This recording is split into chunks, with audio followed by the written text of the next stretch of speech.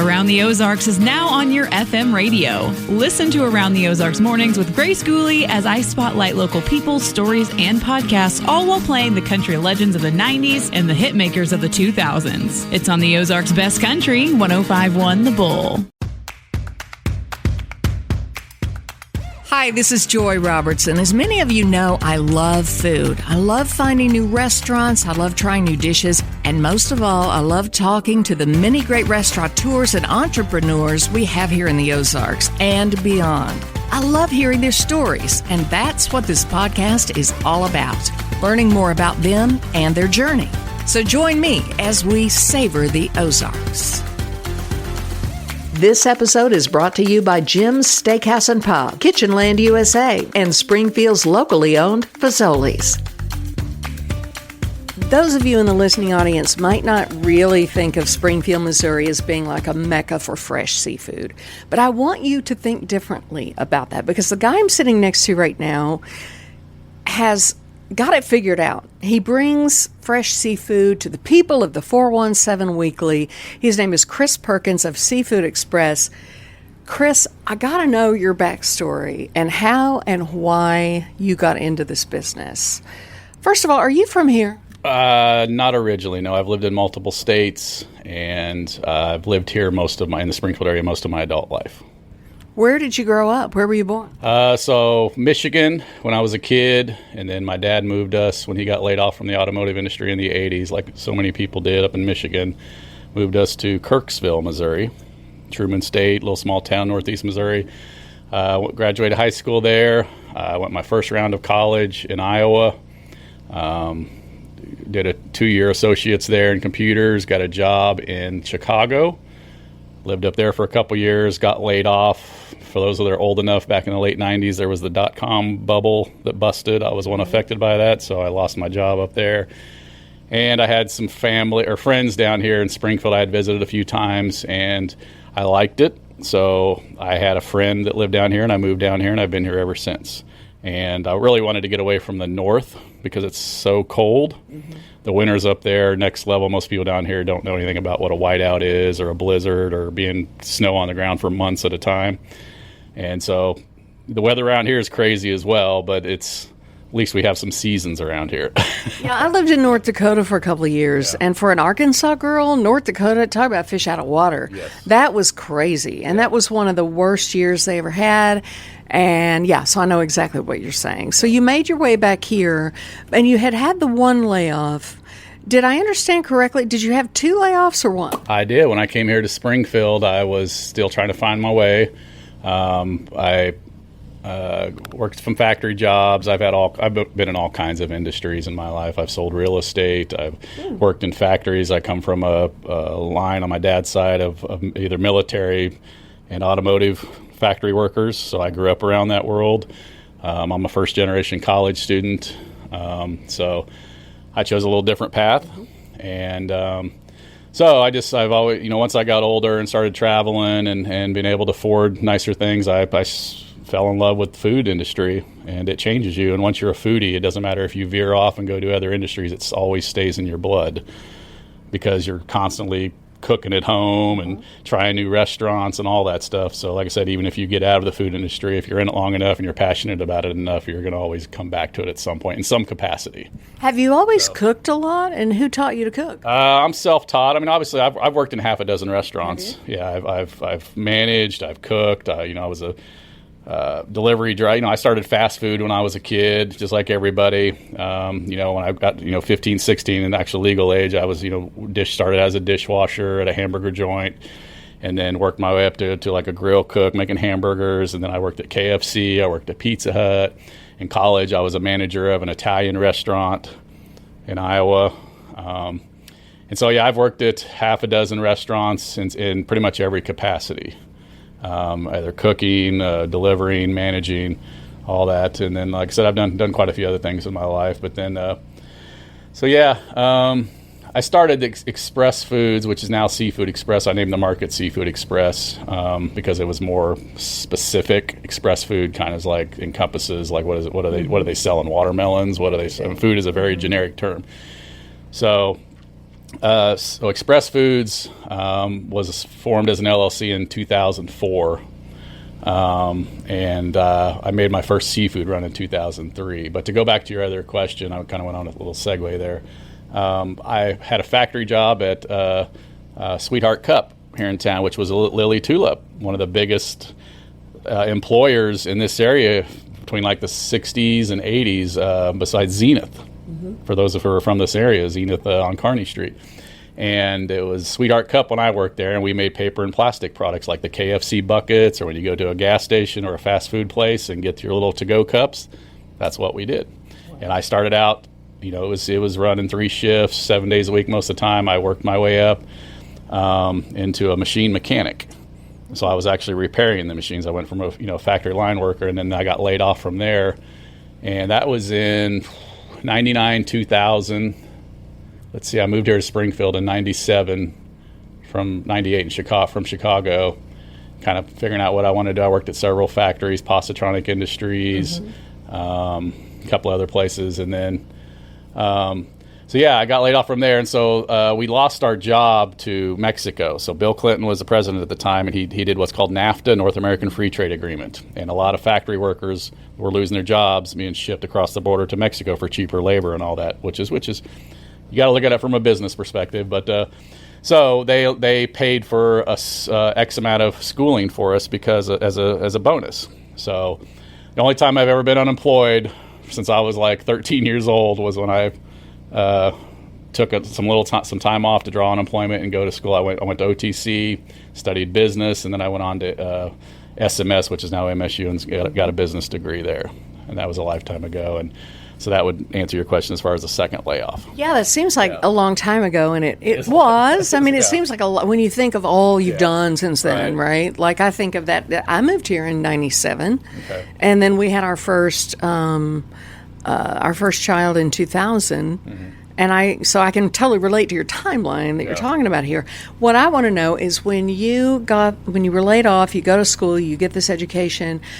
Where did the seafood thing come in? Didn't you take a trip to see a friend or something? Well, Everything changed? Yes. I had taken a lot of trips down south. I love tropical areas. I like warm weather being from up north. I mean, I could go the rest of my life without snow and ice, and that's my end game plan. But I spent a lot of time in the Gulf. I have friends and family all over the Gulf, all the way from Texas all the way to Florida. Spent a lot of time down there, and I had a buddy who was living in Florida in Destin area. Okay, beautiful beach, prettiest beaches in the country, in my opinion, if you ask. And Pensacola, that whole area. And he was working on a shrimp boat part-time, and then he was working at a 5-star resort down there, prepping seafood for tourists and stuff. And he's like, and I was kind of laid off. I had some free time. So he said, come down and hang out and see what I'm doing. So I made a trip down there and took like 2 weeks off and just vacationed all up and down the coast. And he introduced me to people. And then I said, okay, I've got a game plan figured out here.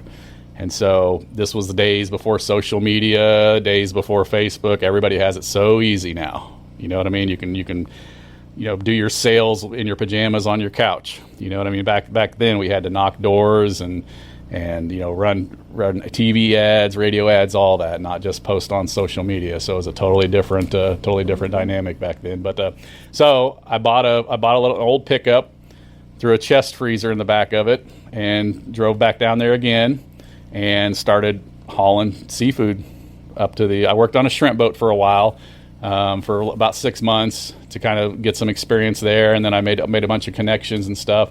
And a lot of it, fall of 2003 was when I made my first seafood run from Florida to Springfield. And, it was like 500 pounds. I had it all pre-sold before I even got back to friends and family. So okay, that was my next question. I thought, well, you had a whole lot of seafood in the back, and what are you going to do with it? But you had it pre-sold. And so at that point, you're thinking, hey, people in the 417 want their seafood and they want it fresh, right?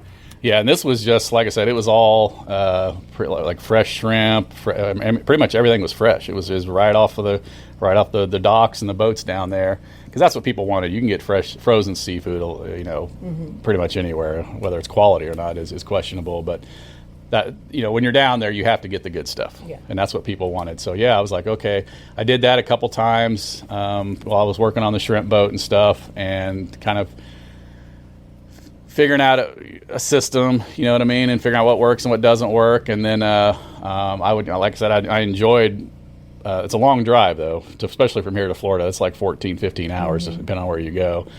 And so like I said, I did that for several months of just hauling stuff back up here to the Springfield area. And I have family in northern Missouri, so I would go up to Columbia and Kirksville and sell up there, and and building it up. And then I was like, okay, I think I got something here. And I was going to live down there full time because it's just it's a different world down there. It's tropical. It's no snow. You know what I mean? It's just I love the everything revolves around the water and seafood down there. It's a totally different dynamic. And I encourage everybody, if you haven't done a lot of travel into the Gulf of Mexico, it is beautiful down there. There's, obviously certain parts are prettier than others, but so 2004, I actually formed an LLC, went and got a business license and all that stuff. Started doing truckload sales on the side of the road, and started doing just cold calling, knocking doors. I would get a lot of referrals from my customers. I started getting some wholesale accounts of chefs and restaurants and caterers and stuff like that. And then I had friends that lived in other states that I had met in the food industry, and I started hauling seafood all over the Midwest. As of today, I've hauled meats and seafood to like 16 different states, and it would all be sold for the most part. Because all I would have to do is go get it, drive up there. I have a place to stay, and then all I would do is drive them around, and they would sell it all for me. And I'd be on like a little vacation. So it allowed me to go to places I've never been before, or not even really desire to go to, like Nebraska. And I've been to North Dakota many times, South Dakota. I've been to Mount Rushmore several times because of that. The Badlands. I've been to Sturgis 3 times because of the seafood industry. It took me there. So and then it grew and grew and grew. And then in 2011, I started doing farmers markets in this area. I was one of the very first vendors at Farmers Market of the Ozarks, which is the O'Reilly one on Republic Road. Before all the buildings were up, it was just gravel. The very first opener day, I was out there on gravel with my little truck and my tent. 2011, I did farmers markets 3 to 4 a week from 2011 till 2018. I did Ozark Farmers Market. I did the Branson Landing Farmers Market. I did some of these other little truckload or truck side, stands would have me come and set up and sell fresh seafood because it would bring in customers, and they were selling vegetables or whatever and stuff like that. And then I didn't even get on Facebook until like 2011 or 2014 because I didn't realize how big it was going to be. I was kind of like, all right, everybody's going to know all about me. I'm releasing too much information about myself. I didn't, nobody knew really how big Facebook and all this stuff was going to be. Finally, I signed up for it, and social media changed everything because you can reach people all over the place. Yeah. And so... Well, at some point, so you started with pretty much a cooler. You brought back 500 pounds, which is a lot. When I say a cooler, it's a chest freezer. A big chest freezer. Yeah. But I would guess if you did farmers markets, you would bring back a lot of extra because you had to have that inventory. Yeah. So at some point, you probably needed a really big, you're going to need a bigger boat. You know what I mean? Yeah, at that point, I've had a warehouse here in town for 15 years. Okay, a couple different locations. And I was selling out of the warehouses, and like I've had this one for 6-7 years, and I had another one for quite some time before that. As a base of operation, you have to be able to store your equipment. You have to have place to park your vehicles, a place to meet customers. A lot of what I was doing was mobile before the store opened here a couple years ago. I've always had this will be this 15th or 16th year I've had a warehouse here in town. I remember hearing about you at some point and someone saying, there's a guy that has this truck somewhere and you can go out there and he's got all this fresh seafood. He goes to the Gulf every week. Yeah. And I remember thinking, wow, that's quite a feat to pull that off. And at some point you did have a full-on food truck. Did you sell prepared food or did you just sell the fresh seafood? Okay, I still have the food truck. Okay. It's parked over at my commercial kitchen, which is at another location. Okay. Okay. And I've had it for 5 or 6 years. It's a different LLC because I have a partner with it. But we were rocking and rolling for a while, doing events and weddings and farmers markets as well. And right now it's actually up for sale because we just lack of staffing and stuff like that. It's been a rough last few years with everything going on in the world. And but yeah, it's the food truck is still there. It's if anybody's interested, it's a actual food truck. It's an old Freightliner bread truck. It's ready to go, full of equipment, and just reach out to Joy or come by the store, and I'll gladly give you a tour of it. I've completely remodeled it and everything. You could drive it to California, and I'd feel completely comfortable with it. But anyway, so yeah, food truck. Like I said, warehouse. Now I opened up the retail store a couple years ago, and I was going to do it before then. But my dad was having cancer issues. He was stage 4 for a long time. I was having to miss work. He was up there in northern Missouri. I was making a lot of trips up there, dealing with that.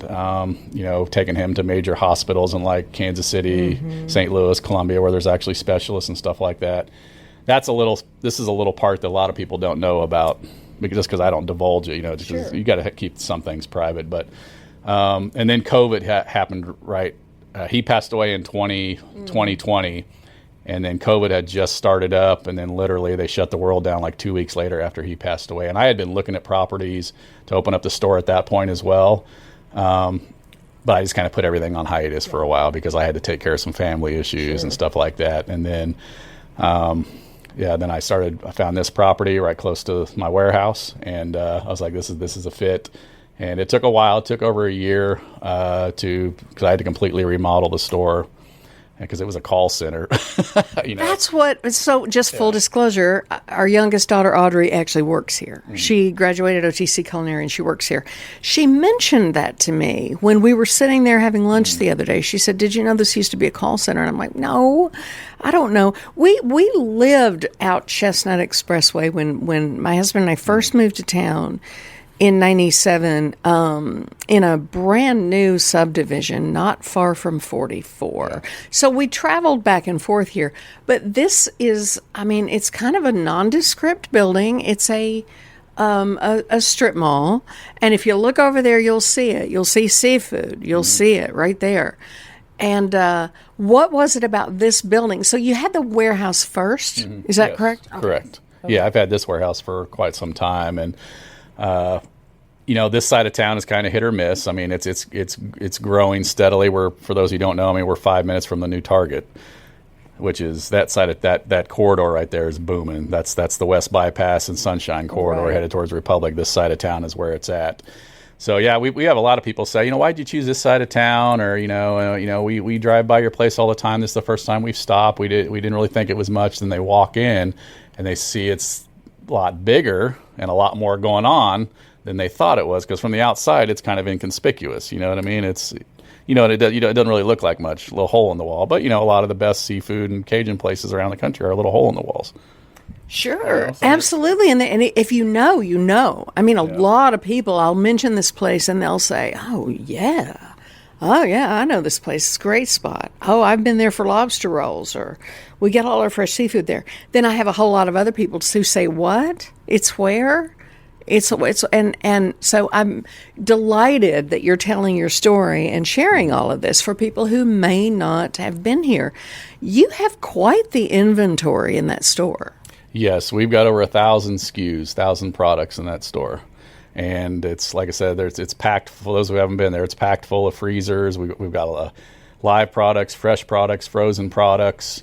Wagyu beef, Berkshire pork, a lot of specialty meats. We have a lot of, a large Alpha Gale clientele that comes and shops with us, and we can special order you anything. Like I said, we deal with dozens of restaurants, food truck owners, private chefs, caterers in here on a daily basis, either buying stuff out of the store, stuff that we order for them.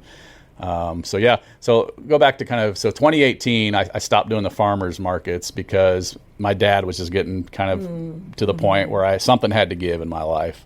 And so I gave up the farmers markets. They were all great to me. I always did a ton. I was always one of the top vendors there. People lined up from when we opened. We would cook there. We would sell fresh and frozen seafood. We would do festivals there. And so anyway, so then I just started having people pick up their orders at the warehouse from that point on, or making deliveries. And, I always ran several delivery trucks. Right now we have 4 delivery trucks. And I had a whole crew for several years that was doing deliveries for me all over the place, where they would go out and set up new accounts and all that.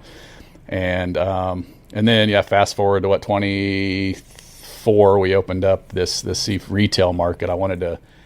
It's kind of like my end game. I hate to say that, but I've been doing this, just this aspect of my career for 20 years, and I'm not a young buck anymore. And I was like, this is kind of like my end game, is opening up a retail store so that people can come in and just buy a pound or 2 of this, as opposed to, because we had minimums with deliveries. You know what I mean? There's Sure. We can't just deliver your dinner to you. With gas being the way it is, and you're paying your drivers $18-20 an hour or whatever it is. It's not a lot of meat on the bone, so to say, left over if you're just delivering $20 worth of stuff. So well, and I think one thing I want people to know about you is that you do get in the truck and you go to the Gulf every week.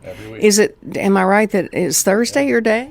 So during crawfish season, which starts with in January with us, they harvest. A lot of people don't realize this. They harvest crawfish down in Louisiana almost year round in different quantities. Okay, the major season when the farms open up down there that are pumping out the millions of pounds is January through like June-ish. Okay, that's when we start, is when the price drops and the quality gets to where it needs to be. And so we start I go once a week. So I've made 2 trips a week before for festivals and stuff, and it is a lot of driving because it's a long ways down there, no matter where you go.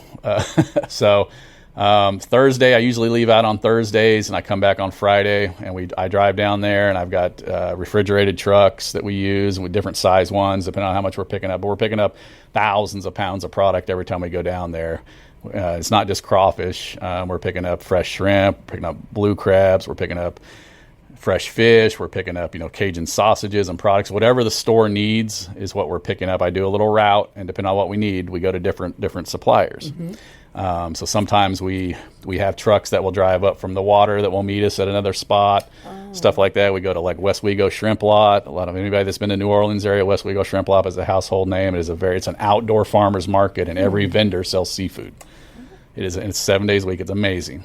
So yeah, but we're one of the largest crawfish distributors in the state of Missouri, if not the largest. I don't know everybody's numbers, but I know that we go every week. We're consistent. We're bringing in thousands of pounds almost every week of just crawfish.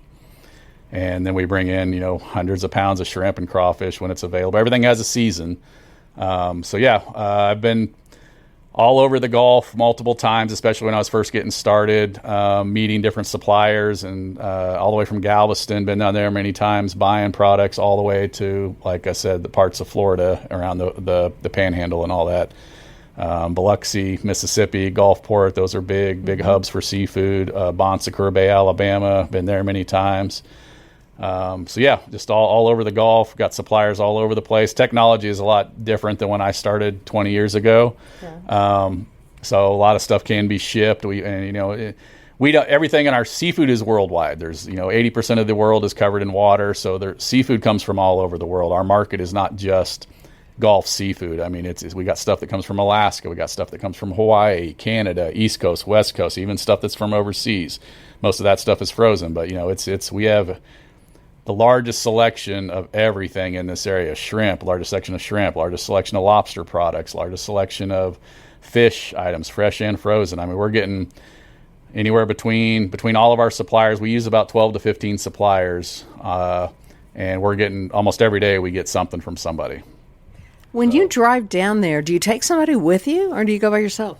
I usually go by myself. I have taken people with me, but I usually go by myself because it's straight down there. We're not down there to party or hang out or go check out all these cool stuff, because once you load up with, say $10,000-$15,000 worth of product, you're on the clock. Oh, sure you are. I mean, seafood, that's a whole other deal. So do you rest while you're down there at all, or do you just turn around and do a round trip? I've done both. Depends on if it's storming. I've slept in the truck many times. I've got hotel rooms, depending on where I go. I've just cat-napped in the truck. Every trip is different. It depends on where I go and how long it's going to take. Sometimes I just drive down there and then load up, and then maybe take a power nap, and then drive right back. So how do you stay awake? Did you tell me you listen to podcasts, music?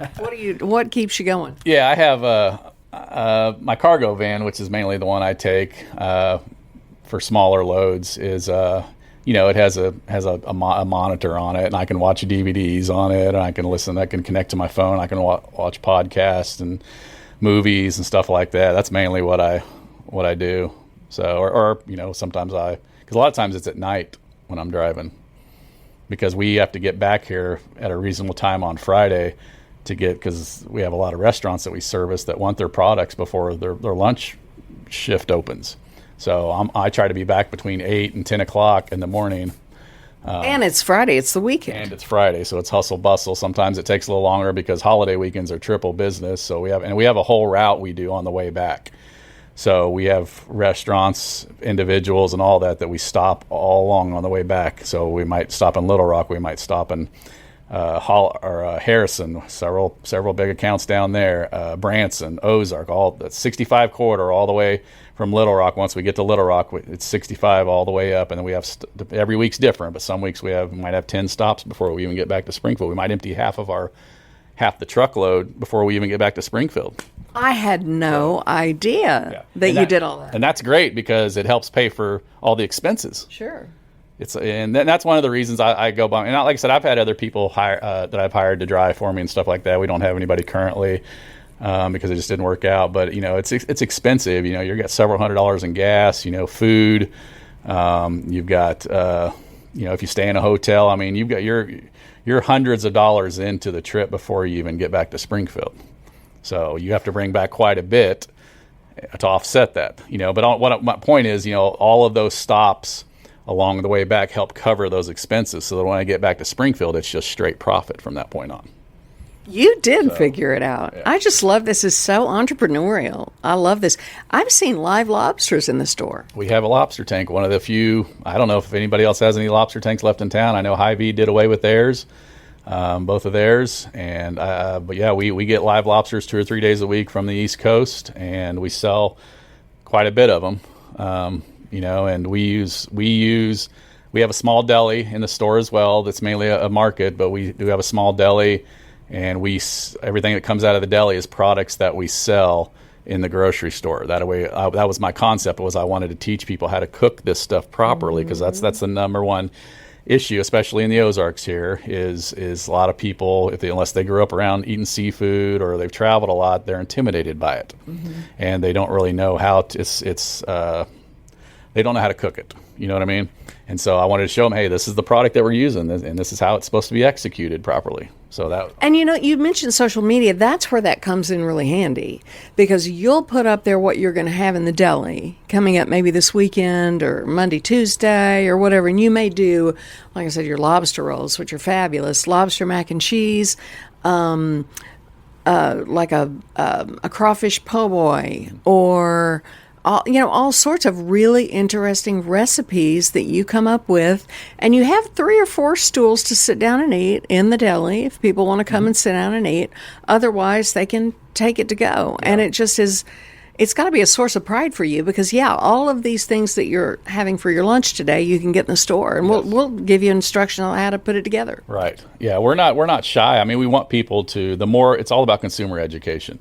Okay? And so the more people know, the more apt they're going to buy and spend money with you once they get over that hurdle of intimidation, initial fear factor stuff, because seafood can be intimidating. I mean, it overcooks easy. It's not cheap, especially if you're getting the good stuff. And that's where, I'm very adamant about training my staff, about teaching people. We have recipe booklets everywhere. Of course, everything can be found online nowadays, in 30 seconds. But so we have a catering division as well. I've been doing that for a long time, and that goes right along with the food truck and everything. So I have literally dozens, if not hundreds, of recipes in my head that I've created over the years. And we do 3 to 4 different entrees every week out of the deli, and then we have a soup station.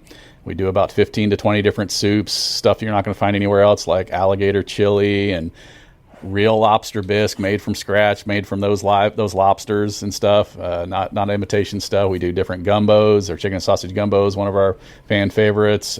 We do chowders. I mean, we do everything. And we have a boiled peanut station.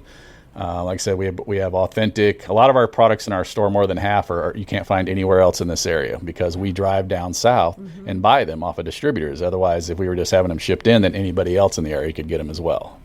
Sure, it does. That lobster bisque is unbelievable. Unbelievable. And you can serve yourself, and you can get, like a pint or however much. You've got different sizes. And you mentioned, there's some people don't understand the nuances of the food. They may not understand the recipes, and they may not understand something like the concept of boiled peanuts. But if you take a drive down to the Gulf, you see a lot of signs along the way, little stands, boiled peanuts, and they're darn good.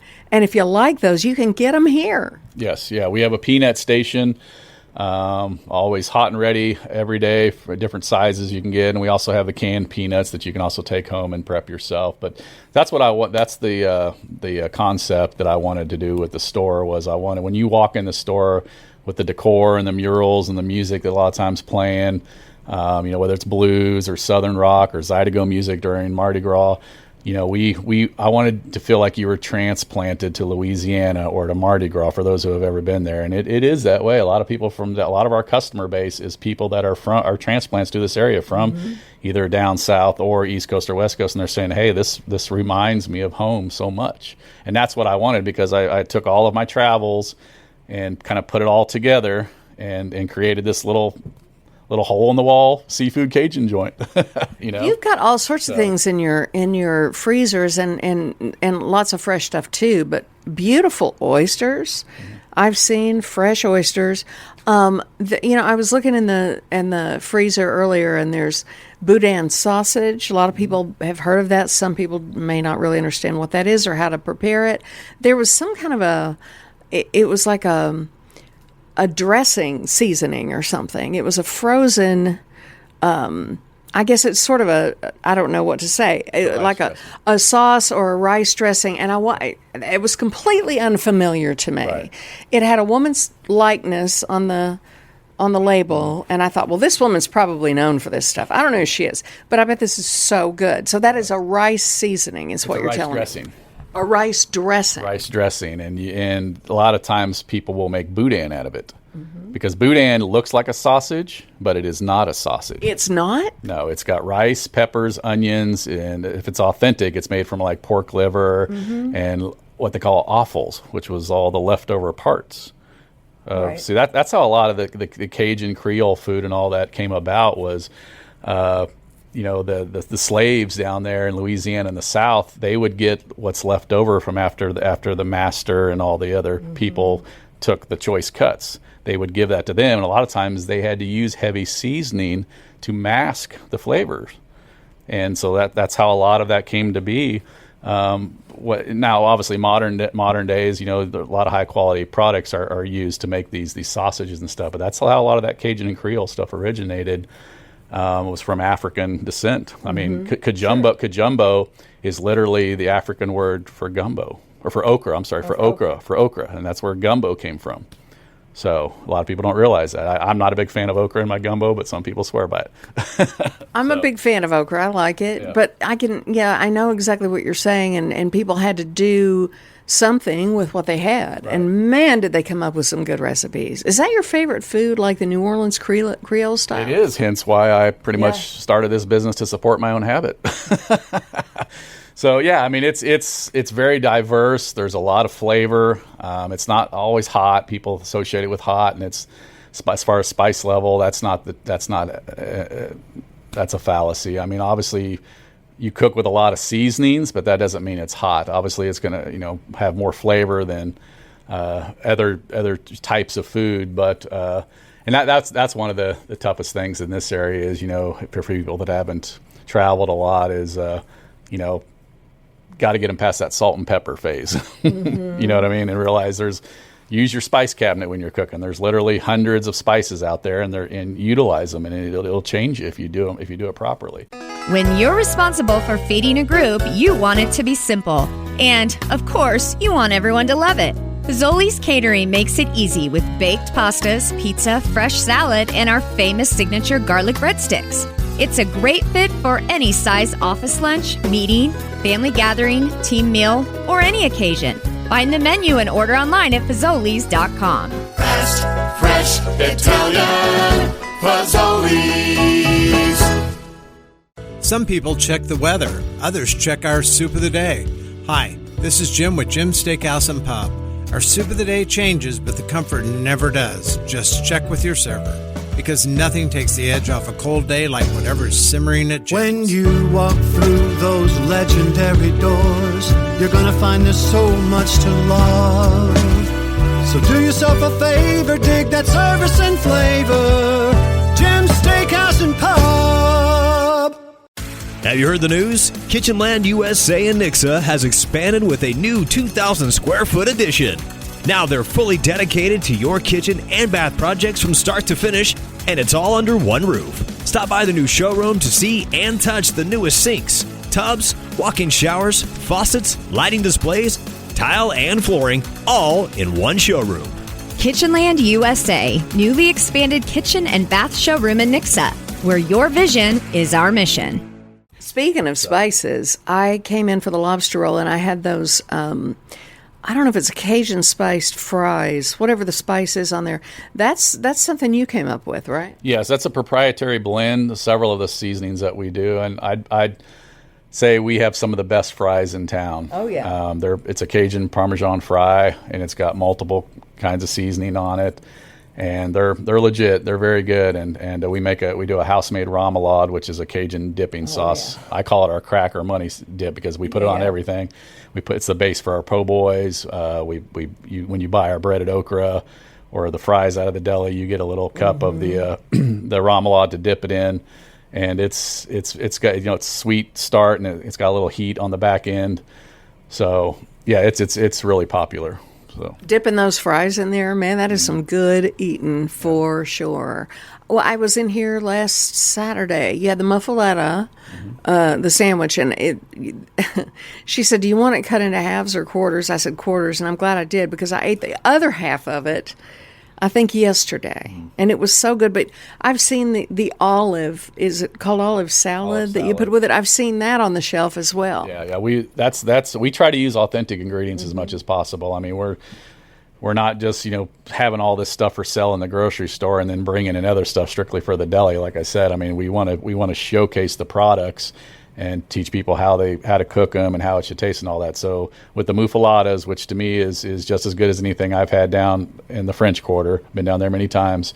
We use Gambino's Bakery, which is a household name down in Louisiana, and we use their bread. We bring in their bread. We bring in their olive salad, and those are the two key components of that sandwich. Then we use capicola. We use mortadella. And we use provolone and mozzarella. I mean, we're using high-end ingredients, same meats and cheeses that we sell in our deli case that you can purchase at home. We'll sell you just the bread as well and all the components if you want to go and build it at home or have a party. And so we have those available all the time. But yeah, I try to keep everything as authentic as possible. I mean, we bring in hundreds of king cakes every Mardi Gras season. That's a whole ball game by itself. I think we're the largest king cake distributor in this part of the state. I mean, we literally bring in hundreds of them, different flavors. We use well-known companies like Rendazzo's and Gambino's as well, and then several other ones. And we have a traditional, which is kind of like a cinnamon streusel, and then we bring in flavored ones like strawberry and cream cheese and blueberry, just whatever people want. And that's during Mardi Gras, guys. Mardi Gras changes every year. This year it was a little early. That's anywhere between January and March is usually Mardi Gras season, and that's when we decorate the store as well. We have Zydeco music playing every day. We run Mardi Gras specials out of the deli, and we do beignets during that time. And really? Yeah. And we also sell Cafe Du Monde products at the store as well. We have their coffee. We have their beignet mix. Yeah.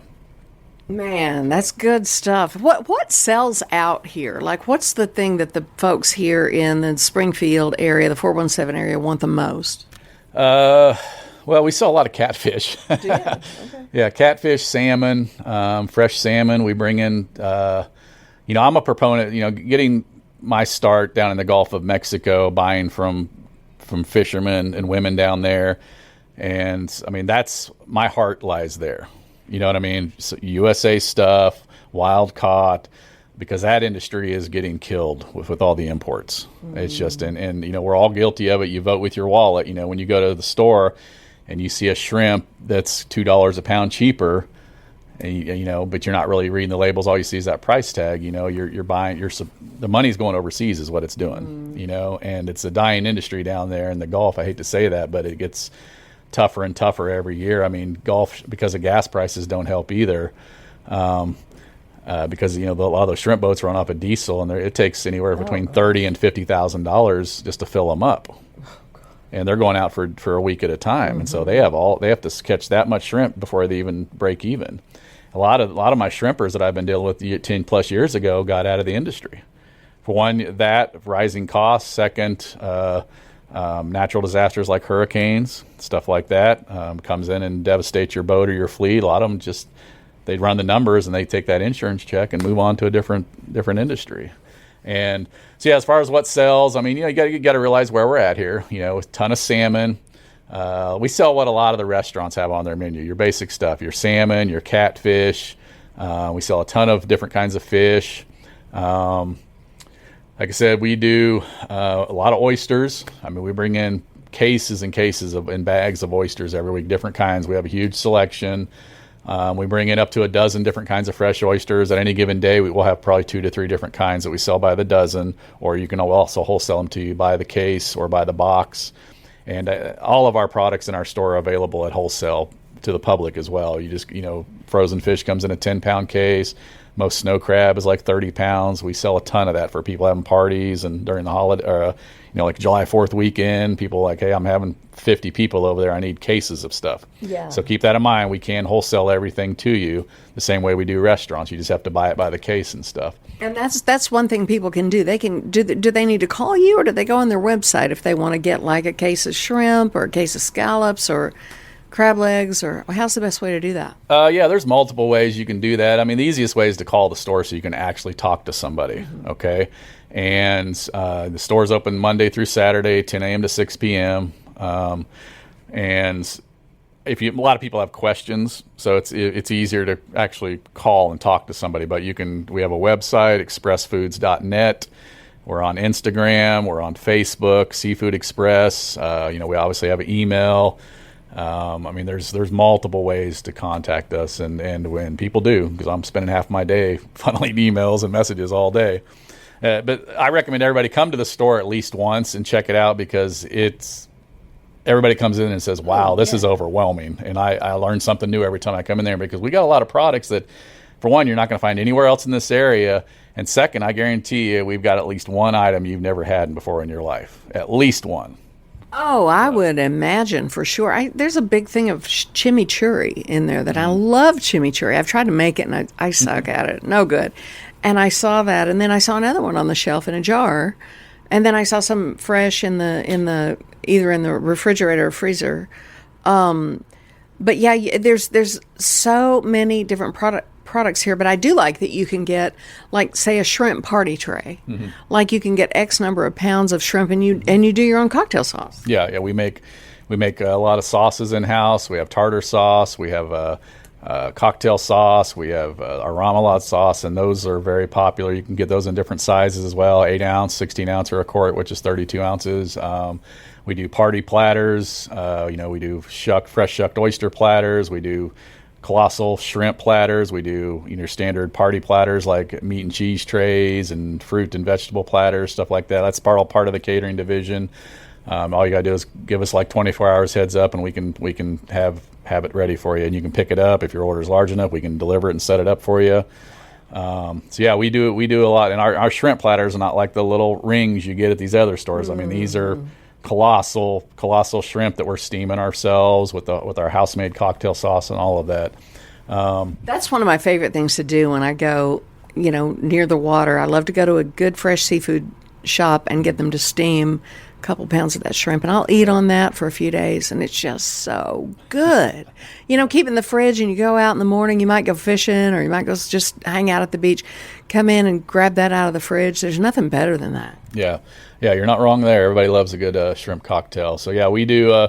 All of our soups can be purchased in volume, like half gallon for parties. You just got to obviously give us some heads up so that we make sure we have enough staff on hand to prep it, because we don't have just all of this stuff in stock, the stuff that we make anyway. A lot of it we're making to order and stuff like that. So yeah, as far as caterings, we do weddings, we do drop-offs, we do a ton of seafood boils during crawfish season. We are the main crawfish and seafood boil company in this area. We do all the breweries in town. We do almost during crawfish season, every weekend we're doing at least one or two events, whether it's public or private. So if you've ever been to any of the festivals here in town, at Springfield Billiards, 4x4, you name it, that's us doing the boils. Okay. Yeah, and those are very, very popular, with hundreds of people and hundreds of pounds of product being pumped out. The fundraiser at the Tour de Crawdad, that's us doing the cooking.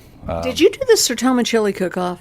I did it years ago, but I quit doing most of those because it just wasn't a good fit for us. The reason I was asking that is because I think that I think it was you that did some kind of like a seafood chili, but kind of a seafood gumbo type of chili. Yeah. It was to die for, and I just knew that had to be you. Yeah, we've done all those events at least once or twice over the years. I quit doing them just because of. Well, it takes a lot of time. Yeah. My gosh, you've got enough going on. Yeah. Plus the drive to and from every week. It's a lot. You got to have extra staff, because like the chili cook-off and all those. I mean, those are, you really have to. They require you to prepare hundreds of samples.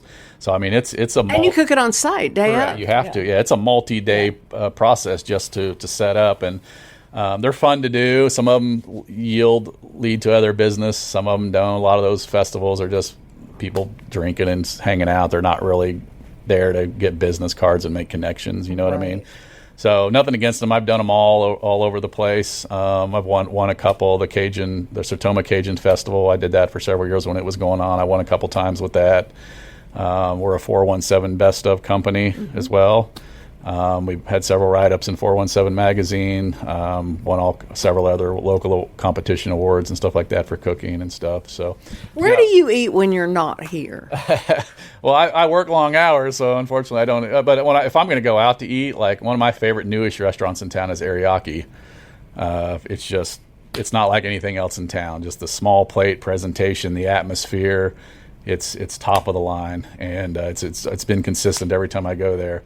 I'll be honest with you. I like to try every place at least once. Part of my social circle are food bloggers, like Billy Dove, 417 Foodist, Petty Eddie Eats out of Lebanon. We've dined together. He's been in the store many times. People like that. So we always go out to eat, and they get invited to a lot of the soft openings. So when I can make it, I'll go with them to check it out. And like we just went to Scratch and Co. Steve Belden is a friend of mine. Right. We used to hang out and have football parties back in the day. Wow. He's doing a good job. And so yeah, I mean, I just went to Mama G's last night.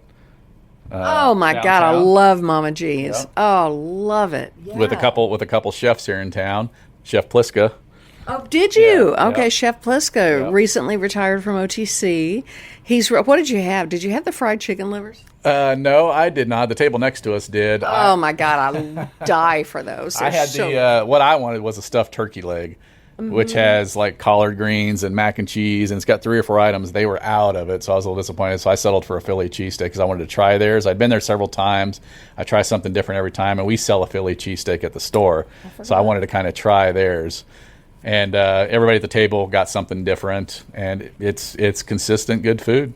And Pliska thought it was restaurant. It is restaurant week this week. I don't know if you know, but it is. It sneaks up on me every time. Well, no, they've done it before, but this year it completely snuck up on me. But it does that, and I need a heads up next year because I would have loved to have talked to somebody and done a podcast on all the restaurants that are involved and what have you. But by the time I could get this done, it would pretty much be over. So Restaurant Week is big in Kansas City. They've been doing it for years and years, and Springfield just started doing it. And it's a I don't know how they determine who does it and who doesn't, but it's this group of restaurants, and they go and they donate 10% to some charity, and then they offer during that week certain off the menu items as well. And Pliska wanted to go check out. Unfortunately, he thought Mama G's was part of Restaurant Week, and it turned out not to be. So who cares? You got to go to Mama G's. Yeah, Mama G's is doing all right. They're like the area's only real like soul food, Southern cuisine. You know, they're known for their mac and cheese and cornbread and all that's fried. You know, they're thin fried catfish like they do down south. The catfish and the collards, and I do love the fried chicken livers. They make a really good margarita in there. They even do a soul food taco with the with the mac and cheese and the collards and the catfish in it. It's a great spot. It's a great spot. So you love seafood. You love ariake, which is a really nice upscale sort of sushi. But you'll throw down a big old cheeseburger or steak, right? Oh yeah. I eat everywhere. Don't get me wrong. I mean, obviously I have my preferences, but there's always days where you can't. You know, going to Ariake, you obviously want to get cleaned up and look presentable, not coming right from work, at least for me anyway, because might have fish juice all over me or something. I smell like oysters, you know what I mean? That's what we're doing all day. But, juicy burgers. I mean, who's got the best burger? Fast food, I like Freddy's. They've got the best cheese curds in town. Yeah, I would agree. I tried everybody's. So I think Culver's is a close second, but Freddy's has got some. It's a little buttery and a little bit. So there's just there's just so good. If a steak, I go to Char's a regular. They're customers of mine. I've been selling to them for years. They do pretty good on steak. Flame, obviously. I tell you the best steak I've had recently, because I was on a goal in the last couple of years to find the best steak in Springfield. I went everywhere. I tell you, the place over there on South Glenstone by the car lot by Ford. What is that? Is that Longhorn? Oh yeah, I think it is Longhorn. Really, the one down there, right? Okay, Correct. Okay. Yep. I'll be darned. What about Jim's? I love Jim's. Jim's is okay. Yeah. Jim's got the great cold bar, and Jim's is a staple. So there's nothing wrong with Jim's. I love to go there for prime rib. But I want to be hungry for everything. I mean, I want the sautéed mushrooms. I want all the things to go with it. But I think we live in a good food city. I like the way people support each other. And I do like the way, because I do see on Billy's social media and Pliska, and I see that you guys go out a lot. And I sometimes say, Billy, I'm like, how do I get invited to this? This would be interesting to sit around with people that are that deep in the industry and watch them dine and comment. It would be fabulous. And what's funny there is, Billy works for John Deere. Yeah, I know. And has for 20 years. I mean, and he's not going anywhere. That's his career. He's in management over there. And he just started doing this 5 or 6 years ago, and he's like the it guy now. And it's everybody thinks he works in the industry, and it's funny to me. But anyway, he's passionate about it. He's doing really well. But I always go and try every place at least one time. As a small business owner, I want that mentality with people. Like if everybody in Springfield that was eligible came and just spent $20 at my store, I'd be retired by now. I'd be a multimillionaire. You know what I mean? Yeah. And it's all about supporting small businesses. So you vote with your wallet. If you don't like that place, you don't ever have to go back. But at least give them a shot. Give them a shot. You know what I mean? Because there's a lot of people in this area, but we're creatures of habit. We go to the same grocery store every time, the same restaurants. In Springfield, I've lived in bigger cities. Springfield is not that big. You can be anywhere in 15 minutes if you plan your route out. So everybody's like, oh, why are you way over here on this side of town? I was like, I live by the mall. I can make it to work every day in 10 minutes. You know what I mean? Yeah. So it's excuses to me. You know, it's just people get accustomed to only sticking in their zip code or their side of the town when there's a lot of good restaurants in Republic and Nixa and Ozark. Yeah. I mean, there are a couple in Rogersville. I mean, there's good food everywhere. It's just you don't have to go to them all the time, but plan a date with your spouse or your family and go support these businesses and check them out instead of just seeing them online. Go actually there and spend some money with them one time. That's all every small business asks for is just come check it out. You know what I mean? Right, and I give Billy, the foodist, a lot of props for that. And I tell him this. I will look at his page sometimes when I want to go out, but I don't know what I want. And I'll look through his page and I'll see, that caught my eye. Yeah. Haven't had that. I want to go there. Yeah. And it's just fun to try other places. Is there anything particularly unusual that someone has asked you to bring back from the Gulf? Oh. Like a whole giant tuna or I don't know. I don't know. Is there anything odd? Squirrel, possum, squirrel. Oh, like yum! All that southern food, it's like you can, But yeah, I mean, we have a lot of eclectic. We've got whole alligators at our store that we sell frozen. We also smoke them and do an alligator fest here at our store once a month. You do? Yeah. Well, now that crawfish season's over, we'll start getting back into those festivals. But yeah, we do a lobster fest once a month, where we do lobster rolls, which we'll pump out over 100 a day, and we do lobster mac and cheese, we do lobster bisque, and then we do 20% off all lobster products in the store. And we usually do it a Friday or Saturday, usually geared around a holiday weekend. Mm-hmm. Not always, but like July we'll have one probably at the end of this month. And then we do a crab fest, same kind of concept. Mm-hmm. We do crab, like shrimp and crab bisque. We'll do crab rolls, which is kind of like a lobster roll except it's crab. We'll do stuffed blue crabs. We'll do crab cakes, stuff like that out of the deli. We do an alligator fest once a month, which we'll smoke a whole alligator and stuff it with like jambalaya or dirty rice or something. And we'll sell the meat to the public out of the deli. We'll do breaded alligator tail bites served with our remoulade. We'll do alligator skewers. Obviously we'll do the 20% off on all alligator products. We'll have alligator chili, which is, who else has alligator chili in this area? And that's a crowd favorite. Really? Yes. See, I've had alligator bites, and they're really good. There's nothing wrong with that at all. There's just no need for gators. No. I don't know why we have those things. I just think they're a mistake, other than maybe they really make some pretty good eating. Well, they are pretty much a prehistoric animal. They've been around forever. And but I'm not a fan. They're nature's, freak me out. They're part of nature's cleanup crew. I mean, they clean up a lot of dead animals, and they, they call them yard dogs down in, or water dogs or something like that down south, in like Louisiana and Florida, because they're everywhere. If there's water, like in a pool, I mean, they'll run up in your yard and just be sunbathing like it's a dog or something. They're everywhere. That's why, no.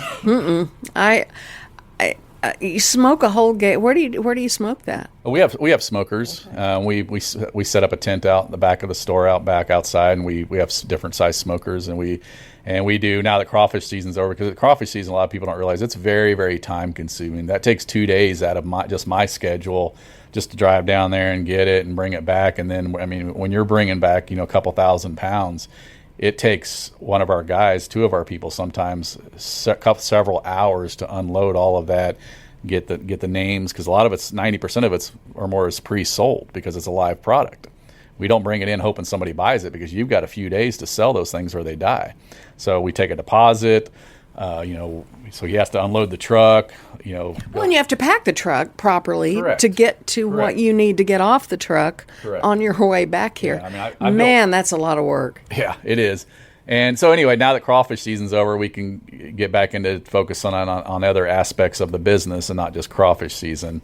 Like I said, the alligator fest, lobster fest, stuff like that. We set up a smoker outside, and we'll probably do that once a month or so, alligator fest. But here, probably the next week or two, we're going to start smoking every week. And we do that 1 or 2 days a week, and that's where we smoke the boudins, we smoke the sausages, we smoke whole fish, we sell our smoked salmon out of the store, and we'll do that, and we'll sell the products out of the deli for lunches and stuff like that. Plus we make seafood dips with all the smoked fish. Our smoked salmon dip, I've won an award for that. We do a smoked trout dip, we do a smoked yellowfin tuna dip, and everything's made from scratch in-house. And like I said, then for the deli, we'll have smoked sausages, smoked boudins, smoked whatever we have extra that we need to use up, we'll throw it on a smoker, which makes everything good, right? Of course it makes it good. Well, that's why the people who are listening who haven't been here have really got to check it out. And if you head west on Chestnut Expressway, it's west of where Chestnut meets with College. So you don't go anywhere near as. I mean, it's not too far from 44, but yeah, you won't miss it. It's on the north side of the road. Yeah, that's right. It's in a strip mall. It's between Kansas Expressway and West Bypass. Right in the building next to us is O'Reilly Automotive, which is kind of the anchor tenant. They've been there for decades. For those of you, Missouri Mike's Barbecue was in that same building. Now it's Hatch and Harvest, I believe, a little breakfast brunch joint. They're in the building next to us. They're gaining a lot of popularity. They're very busy. So yeah,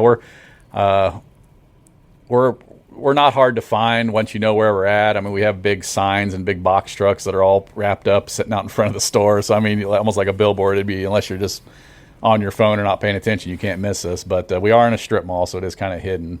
But so yeah, that's pretty much. We're very blessed. Business has been better than I anticipated, despite the economy and everything going on. I mean, we continue to have, double-digit growth every year, and trying new things. And second location ever? Possibly, yeah. That is my goal. Is to so we're northwest here. We're about 5 minutes from 44. We got the Republic crowd, the Willard crowd, the west side of Springfield crowd. A lot of airport people stop by here to and from the airport.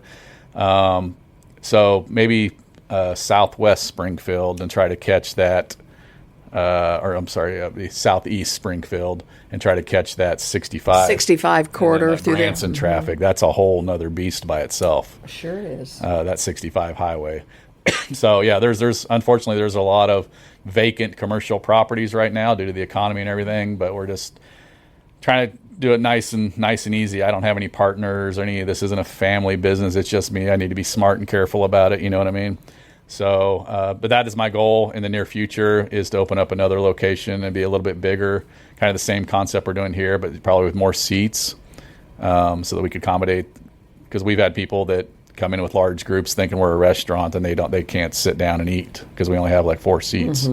So, but yeah, it would be the same concept over there, just probably more seating area, larger kitchen, so that we could do more stuff, and try to catch that side of town. We still have a lot of people that drive from that side of town to come over here because it's a destination place. Like I say, we have a lot of products you can't get anywhere else in town, but we also have a lot of people that won't drive over here because we're on the other side of town. They just think it's too far. They think it's too far, even though it's 10, 12 minutes, But you know how people are. It's fine. But that's why we run deliveries to people's homes as well. Sure. Try to make it as convenient as possible. Speaking of that, what is your cutoff? Like, in other words, if I said, hey, I want a pound or 2 of fresh shrimp, or I want an alligator, I don't know. Whatever it is that I need you to bring back, like, what is the cutoff? If you leave super early, 30 on Thursday morning, you need to know by Wednesday or sooner. Wednesday. Yeah, so like for crawfish example, that's a once a week run. Our cutoff is Wednesday afternoon to get on our list, to get on our guaranteed list. If depending on how much you order, you'll have to pay a little bit of deposit. If you're just wanting a few pounds, we don't require that, but that just helps keeps everybody honest.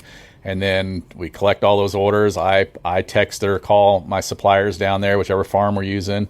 That way they can harvest just for us. And then I hit the road Thursday and sometimes I'll pick up at 2 o'clock in the morning, 3 o'clock, because those during crawfish season, those guys down there are running 24 hours a day. They're sending trucks 24 hours a day. They're having people pick up because it's such a big business, and it's only a few months out of the year where they make all of their money. A lot of crawfish farmers are rice farmers in the off season. I didn't know that. They're farmers. Yeah, that's how crawfish season kind of does its thing, is during the off season, they're rice farmers, and when rice crop is harvested, that's how they'll flood the fields, and then that's what the crawfish will eat, is what's left of the rice stalks. So even growing up in Arkansas in rice country, I did not realize that. So interesting. Yeah, so we'll head, and that's for farmed crawfish. Obviously, there's your basin and wild caught crawfish down there, and it's everywhere down there. And then I'll be back Friday with crawfish and whatever else I pick up, shrimp, crabs, sausages, and then usually in the afternoon, once we get the truck unloaded and inventoried and tagged, everybody's orders accounted for, then we'll start calling people, or people start showing up around 2 or 3 and start picking up their orders. And then they can do that Friday, or they can pick it up Saturday as well. If people, everybody's schedule is different. and most people are prepared. They have tubs or coolers to transport. Otherwise, we do sell coolers. We have plenty of ice to give you or sell you. We sell bags of ice as well. But crawfish season is over now. Just ended July 4th was our last run. We'll start running again in January, but we're still making runs. We're not going to go every week now that crawfish season's over, but we're going to go probably a couple times a month because there's still a lot of products that we have to get. Crabs will still be available. Gulf shrimp season just opened up a few weeks ago. Fresh fish, all the sausages and boudins and authentic stuff that we carry, we have to go down there and get it. We'll still make regular runs, and I'll go to different areas as well in the off season. Crawfish come from Louisiana. Okay, there's no other states aside from out in Oregon and California a little bit that harvest. There's something about the land and the climate and all that stuff in South Central Louisiana. That's where all the crawfish farms are. Every other places have tried to duplicate it because it's a huge business and it just doesn't succeed. Okay, there's a reason there's no crawfish farms in Missouri. So, but the products and all that stuff, you can get crabs and shrimp in Texas. You can get it in Florida. You know what I mean? That Gulf seafood comes from all over the place. Right. But crawfish, you have to specifically go to Louisiana to get it. Oh. So I'm going to wrap this up. I really appreciate your time, but do you ever get time off? And have you got any hobbies? Sure. I mean, I can take off whenever I want. I like to go to the lake. I spend time at Lake of the Ozarks, Table Rock Lake. I've done a lot of traveling in my life. I've been to every state except Alaska and Hawaii. I've been to multiple countries. I have hobbies and stuff. I work a lot right now because, I took a big chunk out of my retirement to open up this store, and it wasn't cheap. And I wanted to make sure that everything's going on, and I enjoy doing it. They like the saying, if you do what you love, you never work a day in your life, And so, I'm very hands-on. You'll see me at the store a lot. Sometimes if I'm not, I'm running to get product or making deliveries or doing a catering. But I can take time off whenever I want. It's just right now I'm kind of in a work phase and making sure this store works, because if you want to grow and expand, the home base operation has to be self-sustaining before you can take off and just go and do other things. And that's kind of where we're at right now. We're still in that initial building phase and building up a solid team. And once we get that, then I can go and do other endeavors. And your team means the world to you. I know, because I talk to a lot of restaurant owners and they say, I couldn't do it without them, But sometimes it's hard to find them, cultivate them, and keep them, and train them. And seafood is its own beast of its own. It is. That's been my toughest hurdle, and I knew that was going to be going into it, is I know I'll never find another me. And that's fine. And it's hard to even a lot of these chefs, cooks out here that have been working in the industry a long time, they don't know a lot of this stuff that I sell. A lot of them don't know how to break down whole fish. They're, stuff like that, because they've just never been taught that. And so, if there's anybody out there that has experience in that industry, we're always taking applications and accepting resumes and stuff like that. Obviously, not everybody's going to have to break down all the fish. We've got odds and end jobs that people do, part-timers as well as full-timers, but we are multifaceted, this business, between the catering, the deliveries, the seafood market, all that stuff. We've got a lot going on. It's more than just what it appears to be, And it's an interesting industry, let's just say that. And that's why there's not that many people doing it. I mean, I was the only one doing it in this area for a long time. There's a couple other people here and there that kind of are part-timers that kind of do it, that don't live, they're in different parts of the state and stuff. But there's a reason that there's not a seafood market on every corner in Springfield like there is down south, where it's everywhere, because it's a way of life down there, because it's a tough racket and it's expensive, and you got to be very knowledgeable on transporting it, on storing it, on prepping it. It's a lot. I mean, I've been doing this a long time, and I still learn new stuff every day. And that's what keeps me going, is I don't ever get burnt out, because it's constantly new stuff coming up. I'm learning, And that's what's great about Google and AI and all that, is if I don't know something, I can just, whereas back in the day, I actually had to make a phone call, or now it's just, 30 seconds. I can educate myself on my phone with it. Sure, you can at least get a good lead and find out some things that you take you down the path to learn. But I tell you, we really appreciate what you do for us here in the 417, because, very unlike. I would love to go. In fact, I joked with you. I said, why don't I ride with you down to the Gulf and you drop me at the beach and then pick me up next week when you come back? Yeah. But I love going down there. It's a long way. I love the food, but I can get it here. Yeah. Thanks to you. Yeah, so just to kind of clear things up, we do home delivery. We deliver to dozens of restaurants all over Springfield, Joplin, Branson. Our delivery radius is about 100 miles of Springfield. Been doing deliveries for 20 years.